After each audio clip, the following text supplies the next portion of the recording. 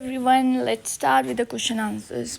Okay, I already told you questions related WPT and masters. So मतलब आपको हिंदी में ही समझाऊंगी कि आपको ज़्यादा इजली समझ आ जाए और चीज़ें जल्दी ग्रैप हो जाए. ओके, स्टार्ट करते हैं. ओके, अगर मैं आपसे एक सिंपल सा क्वेश्चन पूछूं, सपोज कल इंडिया का प्राइम मिनिस्टर चूज़ करना है. कैंडिडेट बहुत फेमस है, सब उसको जानते हैं, सोशल मीडिया पे मिलियंस फॉलोअर्स है. दूसरा कैंडिडेट 50 साल तक सिर्फ पढ़ाई करता रहा, फिलॉसफी पढ़ी, मैथमेटिक्स पढ़ी, साइंस पढ़ी, पॉलिटिक्स समझी, कभी झूठ नहीं बोला, कभी करप्शन नहीं की, कुछ भी नहीं किया. मतलब एक साइड नॉलेजेबल पर्सन है, एक साइड फेमस पर्सनालिटी है. Okay, we can take example of our prime minister and like our professors are we that person who have a knowledge. okay, आज की डेमोक्रेसी शायद पहले वाले को चूज़ कर दे. क्यों? क्योंकि वो फेमस है, वो उसकी पॉपुलैरिटी है, वो इन्फ्लुएंस्ड है. लेकिन प्लेटो कहता है नहीं, रूलर्स वो नहीं होना चाहिए जो इलेक्शन जीत जाए. रूलर वो होना चाहिए जो सबसे ज़्यादा वाइस हो. और इसीलिए प्लेटो ने दुनिया का सबसे फेमस एजुकेशन सिस्टम डिज़ाइन किया. So today we will understand Plato's scheme of education, not as an exam topic but as the blueprint of his ideal state. Story की तरह समझाऊंगी फिर से कि आपको जल्दी चीज़ें समझ आ जाए. सबसे पहले एक चीज़ समझो, हम 2400 साल पहले एशियन ग्रीस जा रहे हैं और ग्रीस में एक सिटी थी एथेनिस. एथेनिस क्या था? एथेनिस कोई कंट्री नहीं थी उस टाइम. ग्रीस एक कंट्री की तरह यूनाइटेड नहीं था. वहाँ बहुत सारे सिटी स्टेट्स होते थे, हर सिटी का अपना अपना गवर्नमेंट सिस्टम था, मतलब अपनी अपनी गवर्नमेंट चलाते थे हर सिटी. जैसे आज चंडीगढ़ और दिल्ली अलग सिटी है, वैसे ही उस टाइम एथेनिस, स्पार्टा, कोरिन्थ सब अलग पॉलिटिक्स यूनिट थे. इन्हें ग्रीक लैंग्वेज में पोलिस बोला जाता है. एथेनिस दुनिया का सबसे फेमस सिटी स्टेट था. यहीं डेमोक्रेसी का जन्म हुआ, यहीं सोक्रेट्स रहते थे, यहीं प्लेटो पैदा हुआ और यहीं एरिस्टोटल ने पढ़ाई की है. लेकिन यही एथेनिस धीरे धीरे करप्ट होने लगा. Why? Plato lost the faith. बताया था मैंने क्यों. प्लेटो ने अपनी आंखों के सामने देखा है पॉलिटिशियन लोगों को सच बोल कर नहीं, पॉलिटिशियंस लोगों को सच बोलकर नहीं, इमोशनल स्पीच देकर वोट्स लेते थे. लोग नॉलेज के बेस पर वोट्स नहीं करते थे, पॉपुलैरिटी के बेस पर करते थे. और सब शॉकिंग इंसिडेंट हुआ है. प्लेटो के टीचर्स सोक्रेट्स को डेथ सेंटेंस दे दिया गया. किसने दिया था? किसी किंग ने नहीं, डेमोक्रेटिक गवर्नमेंट ने दिया था. वहीं से उसका भरोसा टूट गया था, सिर्फ इसलिए क्योंकि सोक्रेट्स लोगों से अनकंफर्टेबल क्वेश्चंस पूछते थे. प्लेटो टूट गया था उस टाइम. उसने सोचा अगर डेमोक्रेसी इतनी वाइस इंसान को मार सकती है तो प्रॉब्लम सिस्टम में ही है. और उसने डिसाइड किया मुझे एक ऐसा स्टेट डिज़ाइन करना है जहाँ कभी इनजस्टिस हो ही ना. तो प्लेटो का इसके बाद बिगेस्ट क्वेश्चन आया कि प्लेटो ने एक ही क्वेश्चन पूछा, आखिर एक परफेक्ट स्टेट बनेगी कैसे? आर्मी से नहीं, मनी से नहीं, टेक्नोलॉजी से नहीं. उसका आंसर था एजुकेशन से. एजुकेशन अकॉर्डिंग टू प्लेटो. आज हम एजुकेशन को क्या समझते हैं? स्कूल जाना, कॉलेज जाना, डिग्री लेना, जॉब लेना, बस. लेकिन प्लेटो के लिए एजुकेशन का मतलब बिल्कुल अलग था. एजुकेशन सिर्फ इंफॉर्मेशन देना नहीं है, एजुकेशन सोल को ट्रांसफॉर्म करना है, करेक्टर बनाना है, विजडम डेवलप करनी है, ट्रुथ को पहचानना सीखना है. प्लेटो कहता है नॉलेज बिना करेक्टर डेंजरस है. एक इंटेलिजेंट क्रिमिनल, एक इंटेलिजेंट करप्ट पॉलिटिशियन सोसाइटी को और ज़्यादा डैमेज करता है. इसलिए एजुकेशन का पर्पस मार्क्स नहीं है, करेक्टर है.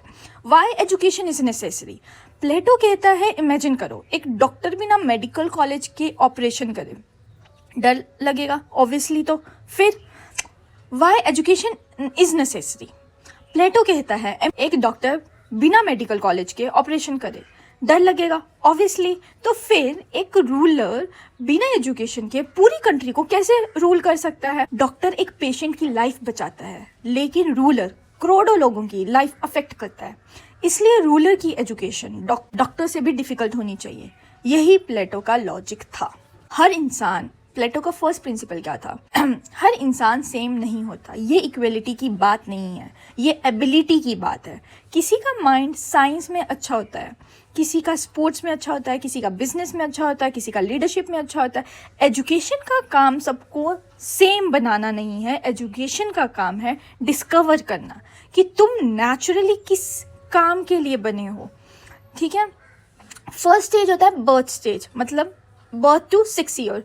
ठीक है, प्लेटो कहता है बच्चा ब्लैंक पेपर नहीं होता, उसका करेक्टर बचपन से शेप होना शुरू हो जाता है। अगर बच्चा सिर्फ वॉयलेंस देखे वॉयलेंट बनेगा, अगर ऑनेस्टली देखे तो ऑनेस्ट बनेगा। इसलिए प्लेटो कहता है स्टोरी केयरफुली चूज करो। बच्चों का हीरो कौन होना चाहिए? जो ब्रेव हो, जो ऑनेस्ट हो, जो सेल्फिश हो, ना कि ग्रीडी हो। स्टेज 2 आता है 6 to 18 ईयर्स। अब 2 सब्जेक्ट शुरू होते हैं, म्यूजिक और जिम्नास्टिक। लेकिन रुक जाओ, म्यूजिक का मतलब सिर्फ गाना नहीं है। म्यूजिक का मतलब पोइट्री, लिटरेचर, आर्ट, कल्चर, ये सब मिलाकर इमोशन को एजुकेट करते हैं। जिम्नास्टिक सिर्फ मसल्स बनाना नहीं है, बॉडी को डिसिप्लिन सिखाना है। प्लेटो कहता है हेल्दी बॉडी हेल्दी माइंड को सपोर्ट करती है। Stage 3 18 to 20 years. अब मिलिट्री ट्रेनिंग। क्यों? सबको सोल्जर बनाना है? नहीं, डिसिप्लिन सिखाना है, फियर को कंट्रोल करना है, कंट्री के लिए सेक्रीफाइस करना सीखना है। अब आया स्टेज 4 20 to 30 ईयर्स। अब इंटरेस्टिंग पार्ट, अब मैथमेटिक्स, जियोमेट्रिक, एस्ट्रोनॉमी। स्टूडेंट बोलेगा मैम ये पॉलिटिक्स में कहाँ से यूज़ होगा?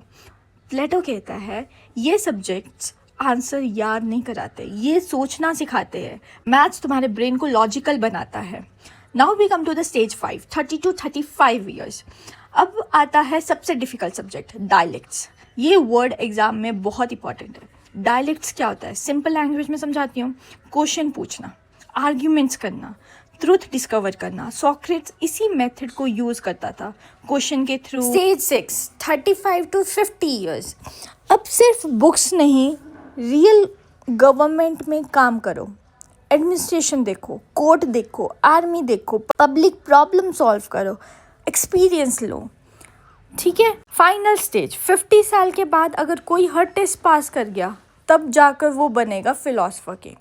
नोटिस करो, प्लेटो के रूलर को इलेक्शन नहीं जीतना, उसको 50 साल प्रूव करना है कि वो विजडम डिजर्व करता है कि नहीं। Okay, what is importance? Importance पे आते हैं। प्लेटो कहता है अगर एजुकेशन सही होगी तो रूलर ऑनेस्ट होंगे, रूलर ऑनेस्ट होंगे तो जस्टिस होगी, तो सोसाइटी पीसफुल होगी। इसीलिए एजुकेशन आइडियल स्टेट की फाउंडेशन है। क्रिटिसिज्म क्या हुआ? अब सवाल अब आपके दिमाग में तो है कि प्लेटो ने तो सब कुछ सही बोला, कितना परफेक्ट बोला कि हाँ वेरी गुड यार, ये तो हर चीज़ उसने एकदम सही बोली कि जब तक ये चीज़ें नहीं होगी तब तक ये कैसा होगा, मतलब जो भी मैंने आपको ऊपर बताया। ठीक है, अब सवाल, क्या प्लेटो सही था? किसने क्रिटिसाइज़ किया? कार्ल पॉपर बोलते हैं नहीं, एजुकेशन का पर्पस फ्री थिंकिंग होना चाहिए। प्लेटो की एजुकेशन स्टेट कंट्रोल करती है। स्टेट डिसाइड करेगी क्या पढ़ना है, क्या नहीं पढ़ना है, कौन सी स्टोरी सुननी है, कौन सी पोट्री बनी होगी। पॉपर कहते हैं ये एजुकेशन नहीं, ब्रेन वॉशिंग भी बन सकती है। एट द एंड स्टूडेंट याद रखना ये लाइन कि प्लेटो के लिए एजुकेशन का पर्पस जॉब देना नहीं था, जस्टिस क्रिएट करना था। उसके हिसाब से स्कूल सिर्फ कैरियर नहीं बनाता, स्कूल फ्यूचर रूल्स बनाता है। अगर एजुकेशन फेल हो जाए तो पूरा स्टेट फेल हो सकता है। ठीक है, मतलब पूरा स्टेट फेल हो जाएगा तो पूरा स्टेट फेल हो जाता है। इसलिए प्लेटो ने कहा है the direction in which education start a man will determine his future life. I think that's all. आपको एजुकेशन की जो उसने कंसेप्ट जो आई थिंक क्लियर होगा आप लोगों को। मैंने बहुत इजी वे में समझाया, आपको हर एक चीज़ समझाई है लाइक अ स्टोरी। ठीक है, कि उसने अपना जो कंसेप्ट एजुकेशन के ऊपर था वो कैसे रखा था क्या बातें बोली थी और किसने क्रिटिसाइज़ किया और किस बात पे क्रिटिसाइज़ किया, दैट्स ऑल। इफ़ ये चीज़ें आपको फिर समझनी है किसी और वे में या क्वेश्चंस की लाइनें रट के, वो फ़ायदा नहीं होगा आपका, क्योंकि आप उधर जाके रटाफिकेशन भूल जाओगे। सो मैंने आपको ये बातें स्टोरी के थ्रू बताई है। इफ़ आप उधर जाओगे आपको मेरी स्टोरी याद आएगी और आप अपनी वर्डिंग्स में लिख सकते हो। आप इतने कैपेबल तो हो कि आपको आंसर राइटिंग और आंसर फ्रेमिंग करने तो आती होगी। So you have to clear your concepts more than रटाफिकेशन। So that's all. मैं ज़्यादा ज्ञान नहीं दूंगी।